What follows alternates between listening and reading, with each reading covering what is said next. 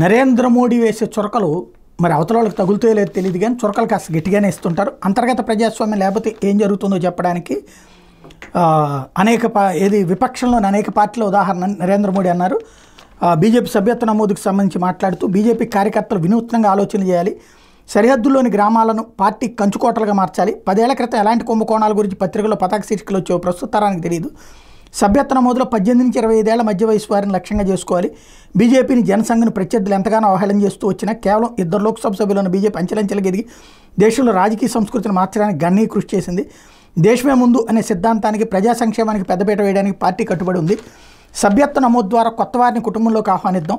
ఇది సంఖ్యాబలం చాటుకునేందుకు కాదు, సైద్ధాంతిక భావోద్వేగ ప్రచారం ఇదని మోడీ అన్నారు. శాసనసభలో, లోక్సభలో మహిళలకు 33% రిజర్వేషన్లు త్వరలో అమలు చేస్తామన్నారు. ఇది భారత్ విజయం, భాజపా విజయం అనే ప్రచారాన్ని కూడా నమోదు చేయమని చెప్పారు.